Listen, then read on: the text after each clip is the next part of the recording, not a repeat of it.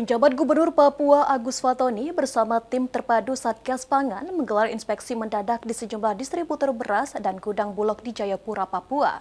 Jumat 22 Agustus, dari hasil sidak ini diketahui jumlah pasokan mencapai 10.000 ton dan dipastikan cukup memenuhi kebutuhan masyarakat hingga 4 bulan ke depan.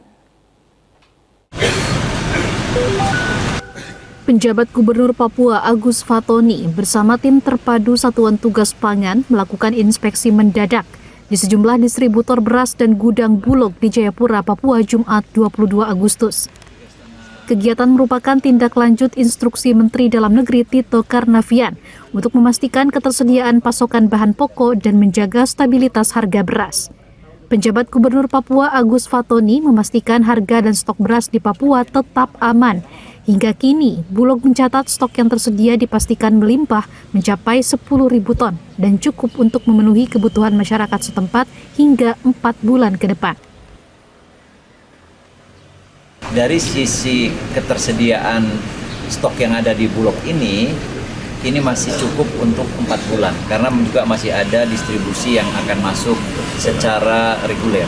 Dari pantauan harga yang ada di lapangan, harga juga masih stabil.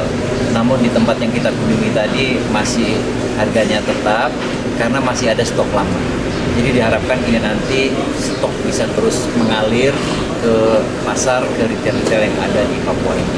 Tadi sudah disampaikan oleh Pak Pejabat Gubernur bahwa khususnya untuk di wilayah Papua, itu stok tadi disampaikan ada sekitar 10.000.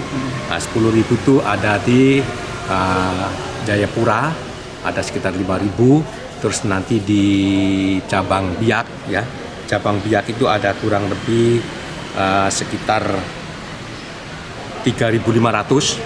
Terus nanti yang di Serui sekitar hampir 1.500. Nah, ini yang totalnya tadi sekitar 10.000 yang ada di wilayah Provinsi Papua. Ketersediaan stok beras yang melimpah tersebut diharapkan dapat membantu Pemprov Papua untuk menjaga stabilitas harga pangan melalui operasi pasar yang rutin dilaksanakan terutama pada hari besar nasional. Dari Jayapura, Papua, Laksa Mahendra, Kantor Berita Antara mewartakan.